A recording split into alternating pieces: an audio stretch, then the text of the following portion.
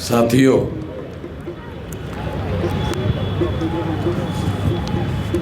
आज न्याय अधिकार महासम्मेलन का 6 और 7 दिसंबर को तमाम संगठनों के कार्यकर्ताओं के द्वारा इकट्ठा आकर आयोजन किया गया है। तमाम संगठन के कर्ता धर्ता मंच पर उपस्थित है। बहुत खुशी की बात है। सभी लोगों को इस बात से खुशी होनी चाहिए कि जो लोग अलग अलग संगठन बनाकर समाज में लड़ाई लड़ रहे हैं, वो लोग सारे के सारे इकट्ठा होकर न्याय का अधिकार हासिल करने के लिए यहाँ मंच पर उपस्थित है। साथियों, मैं बहुत लंबी बात कहने के लिए आपके बीच में नहीं आया हूँ। मैं 2-3 बातें ही आप लोगों के बीच में कहना चाहूँगा। तमाम बुद्धिमान लोगों ने और बहुत अनुभवी लोगों ने आप लोगों के सामने बहुत सारी बातें कही। मैं केवल 2-3 बातें ही आप लोगों के सामने रखना चाहता हूँ। सबसे पहले तो हम लोगों को ये समझना बहुत ज़रूरी है कि इस देश में आज़ादी के नाम पर जो आंदोलन चलाया गया, आज़ादी का अमृत महोत्सव इस देश में मनाया जा रहा है और हमारी महत्वपूर्ण समस्याओं का कोई समाधान नहीं हुआ।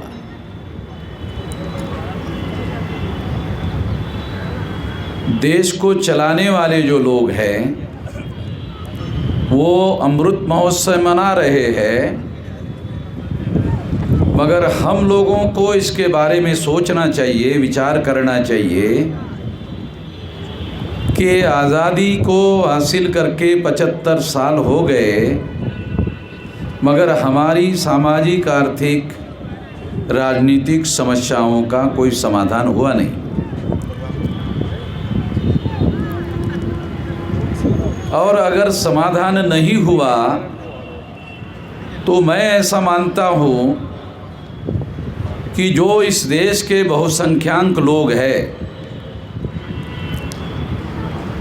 वो बहुत सालों तक कांग्रेस से उम्मीद लगाकर बैठे थे कि ये लोग हमारी समस्याओं का समाधान करेंगे, इसीलिए बरसों से उनको वोट देते रहे। उनसे उनकी उम्मीदें पूरी नहीं हुई तो फिर उन लोगों ने बीजेपी का दामन पकड़ लिया और सेंट्रल में अभी बीजेपी की लगातार 8 साल से सरकार चल रही है और किसी समस्या का हमारा जो बहुसंख्यक समाज है उसका समाधान होता हुआ दिखाई नहीं दे रहा है।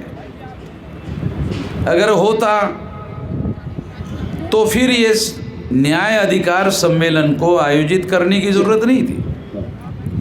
ये न्याय अधिकार सम्मेलन इसलिए आयोजित हुआ या किया गया तमाम संगठनों के लोगों ने क्योंकि ये उम्मीद उन लोगों से भी पूरी नहीं हुई। तो मैं इस संदर्भ में बात आप लोगों को बताना चाहता हूँ कि जो लोग सदियों से इस देश में अन्याय करने वाली व्यवस्था को बनाकर चला रहे हैं, उन लोगों के द्वारा बनाए गए संगठन को हमारे लोगों ने साथ सहयोग दिया। शेड्यूल कास्ट के लगभग उस अन्याय करने वाले समाज ने 1703 टुकड़े किए। शेड्यूल कास्ट की 1703 जातियां है देश में, आदिवासियों के 801 टुकड़े हैं और पिछड़े वर्ग के 3743 टुकड़े हैं मंडल कमीशन के अनुसार। ये तीनों मिलाकर 6247 जाति के टुकड़े हैं। उन्हीं लोगों ने किए हजारों सालों से हम लोगों के। जिन लोगों ने हमारे 6247 टुकड़े किए, उन्हीं लोगों से हम लोगों ने उम्मीदें पाली थी कि ये लोग हमारी समस्याओं का समाधान करेंगे, और इसीलिए हमारे लोगों ने कांग्रेस का साथ दिया। फिर वही लोग बीजेपी का साथ देते रहे, उनसे भी उम्मीद पूरी नहीं हुई। अन्याय करने वाले समाज ने एक पिछड़े वर्ग के आदमी को, एक ओबीसी के आदमी को, नरेंद्र मोदी को प्रधानमंत्री के तौर पर नॉमिनेट किया। मैं नहीं मानता कि नरेंद्र मोदी रियल रिप्रेजेंटेटिव है। ये हमारे समाज का रियल रिप्रेजेंटेटिव नहीं है। ये आरएसएस के ब्राह्मणों के द्वारा नॉमिनेटेड है। तुम्हारे बहुत सारे पढ़े लिखे लोगों को, मैं अनपढ़ों को नहीं कह रहा हूं, कि अभी तक नॉमिनेटेड रिप्रेजेंटेशन भी समझ में नहीं आता। पढ़े लिखे लोगों को समझ में नहीं आता नॉमिनेटेड रिप्रेजेंटेशन क्या है। जो लड़ाई बाबा साहब अम्बेडकर ने 1932 में रियल रिप्रेजेंटेशन और नॉमिनेटेड रिप्रेजेंटेशन के बीच में, गांधी जी के बीच में और बाबा साहब अम्बेडकर के बीच में लड़ाई हुई।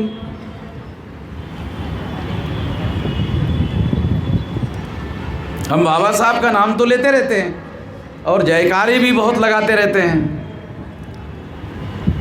जय जयकार भी बहुत करते रहते हैं, मगर बाबा साहब अम्बेडकर की और गांधी जी के बीच की लड़ाई क्या थी, इसको जाने बगैर ही हम आज की लड़ाई लड़ना चाहते हैं। मुझे तो नहीं लगता इस तरीके से लड़ाई लड़ी जा सकती। जो कौम इतिहास से सबक नहीं सीखता, वो कौम कभी अपना आंदोलन, स्वाभिमानी आंदोलन नहीं चला सकता, आत्मनिर्भर आंदोलन नहीं चला सकता, अपने बल पर आंदोलन खड़ा नहीं किया जा सकता, अगर इस इतिहास को आप जानते नहीं हैं। 1932 को नॉमिनेटेड रिप्रेजेंटेशन और रियल रिप्रेजेंटेशन, इसके बीच की जो लड़ाई है, बाबा साहब अम्बेडकर और गांधी जी के बीच में लड़ाई थी।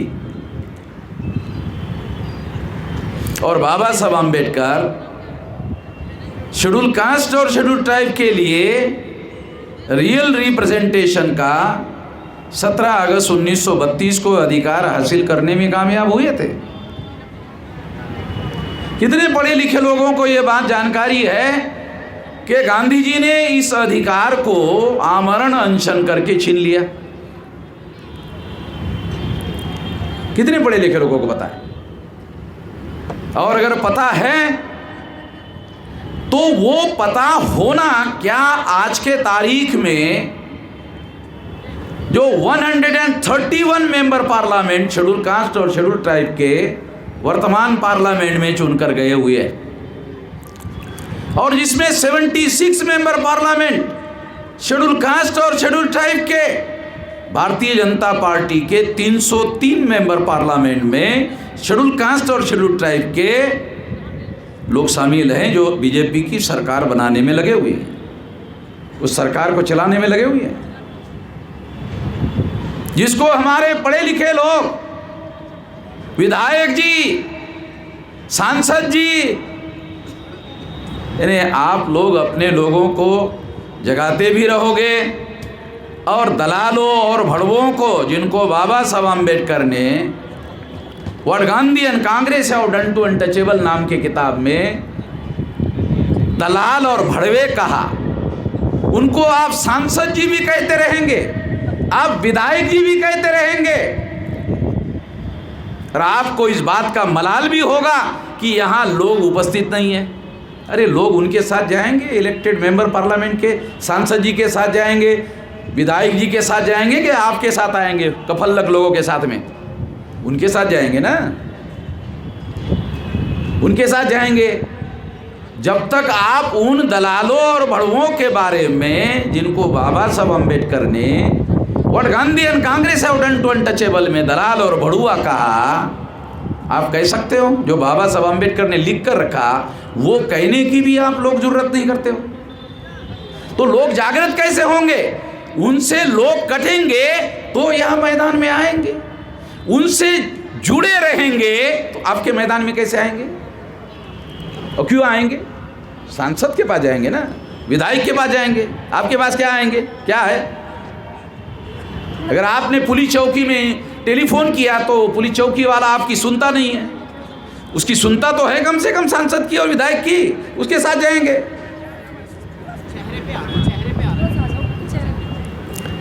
तो आपको ये इतिहास लोगों को बताना पड़ेगा। यही वजह है जिसकी वजह से हम लोग सारे देश भर में ये कह रहे हैं कि आज़ादी का आंदोलन नहीं था। यदि आज़ादी के आंदोलन का नायक हमारे लोगों को आने वाले आज़ादी में और आने वाले लोकतंत्र में रियल रिप्रेजेंटेशन का अधिकार देने के लिए तैयार नहीं है, उसके विरोध में आमरण अनशन करने के लिए तैयार है, उसको आप लोगों ने आज़ादी के आंदोलन का नायक माना।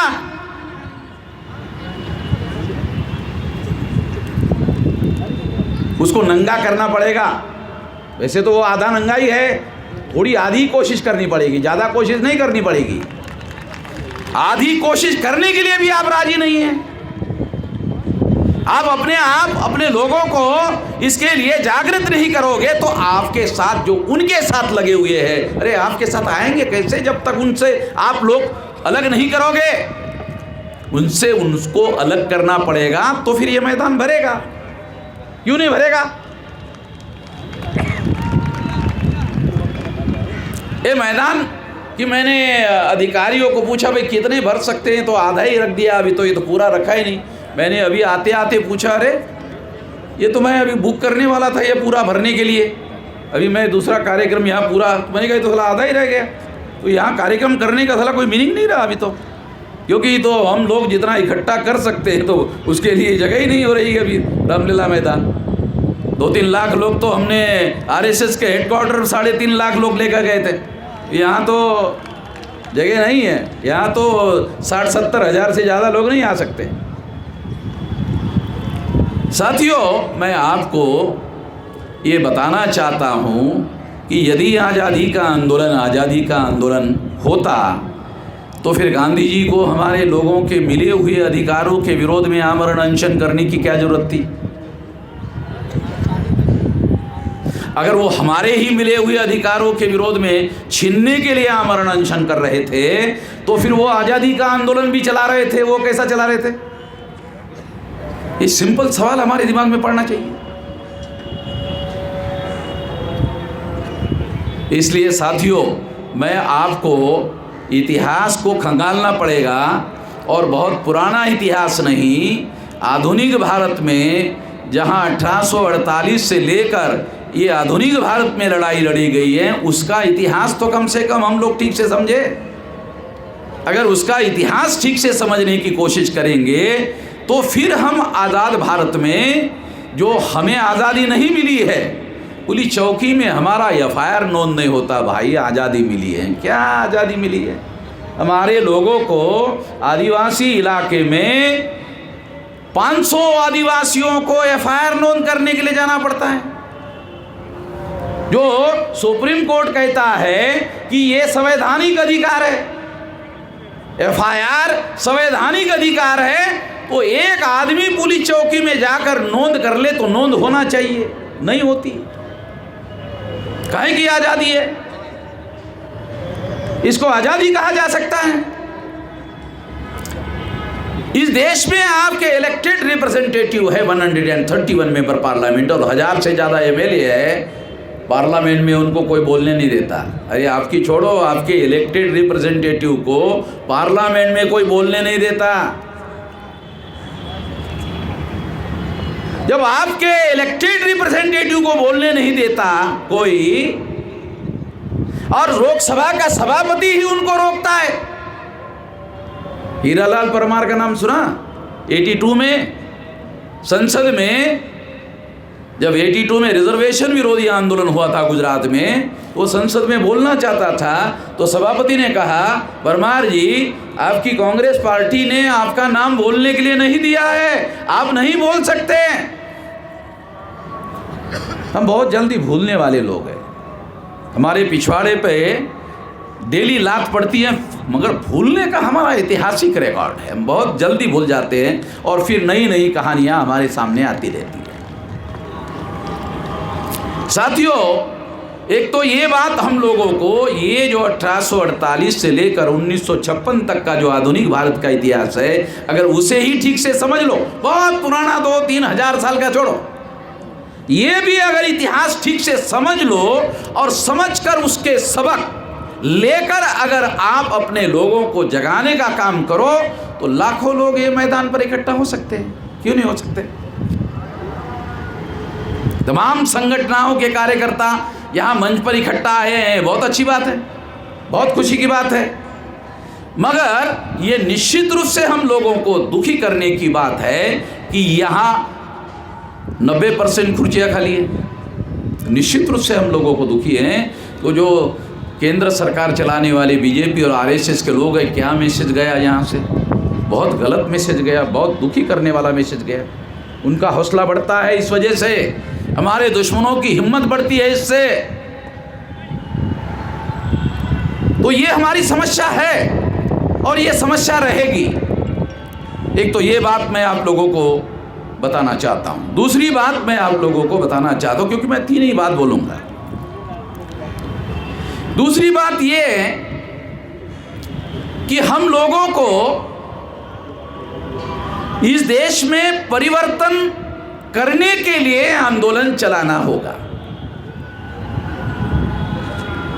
अगर परिवर्तन करने के लिए आंदोलन चलाना होगा तो क्या कोई आंदोलन संगठित शक्ति के बगैर आप चला सकते हैं? क्योंकि आपकी इस देश में जो 6247 जाति के टुकड़ों में बांटकर इस देश की जो ब्राह्मणिकल सोशल ऑर्डर बनाई गई है, उस व्यवस्था को बदलने के लिए, उस व्यवस्था का परिवर्तन करने के लिए आपको इस देश में आंदोलन चलाना होगा। वो है आपकी मूल समस्या। और इस समस्या का समाधान करने के लिए आपके पास संगठित शक्ति चाहिए। आपके पास संगठनाएं हैं, संगठित शक्ति नहीं। क्योंकि यहाँ तो हमारे तमाम जो लीडर हैं उन लोगों की संगठनाएं तो है, नहीं है ऐसा थोड़ी है, मगर संगठित शक्ति नहीं है। जब काशीराम जी ने, क्योंकि काशीराम जी ने पहले महाराष्ट्र में काम शुरू किया था, तो महाराष्ट्र के लोग उनको बोलते थे, आप लोगों को मालूम नहीं है क्योंकि हम लोग उस समय काम करने वाले लोग कार्यकर्ता थे तो हमें मालूम है। लोग महाराष्ट्र के उनको क्या बोलते थे कि ये रिपब्लिकन पार्टी के जो टुकड़े हैं उसको आप इकट्ठा करो। काशीराम जी ने नहीं माना, वो बोलते थे कि उन टुकड़ों को इकट्ठा करो, लोग बोलते थे। तो उन्होंने, काशीराम जी ने इस बात को नहीं माना।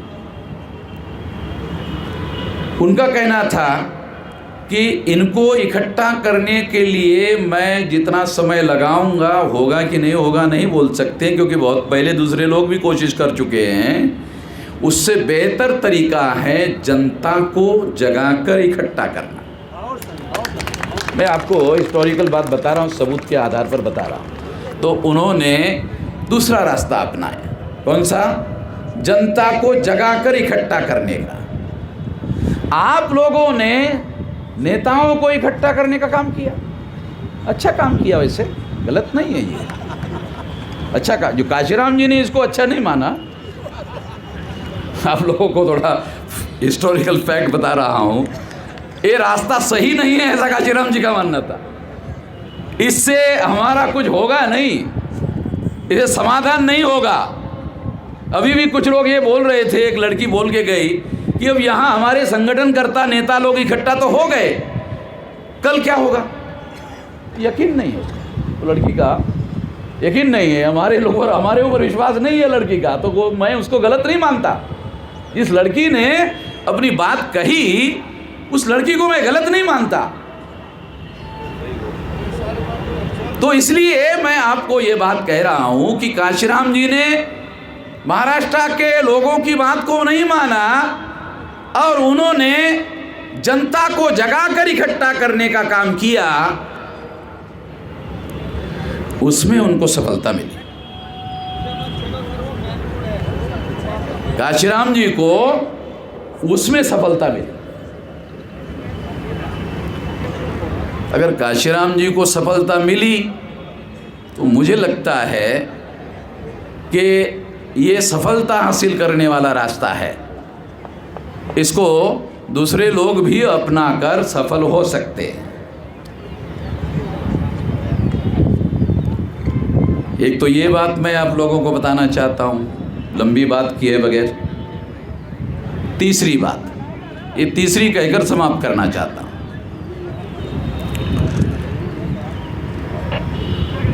यही रास्ता जो काशीराम जी कहते थे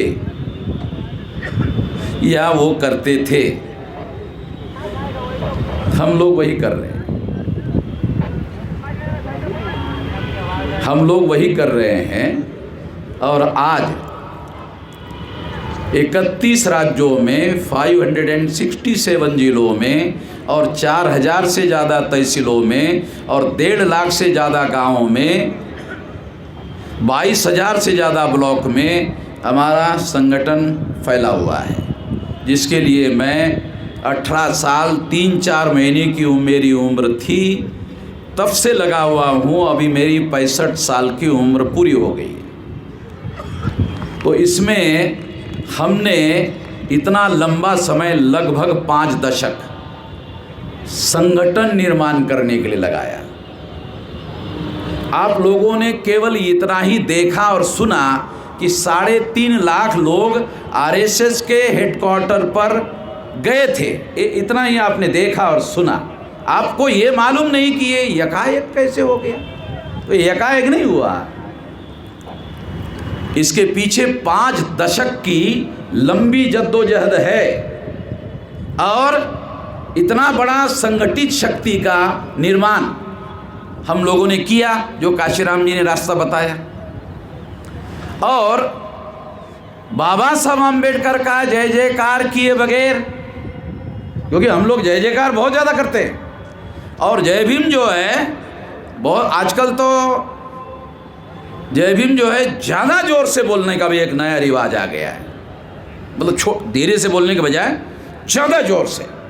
एक दूसरा एक नया रिवाज आ गया, कौन सा? जय जय जय जय जय जय जय जय जय भीम। ये भी एक नया रिवाज आया। मैं दोनों में से कोई भी नहीं करता, दोनों में से एक भी काम नहीं करता। मैं यहाँ ऐलानिया बोल रहा हूँ, ये बोलने के लिए थोड़ा सुनने वाले लोगों को अच्छा नहीं लगता, मगर फिर भी मैं यही जोखिम और खतरा लेकर भी बोलते रहता हूँ। क्यों?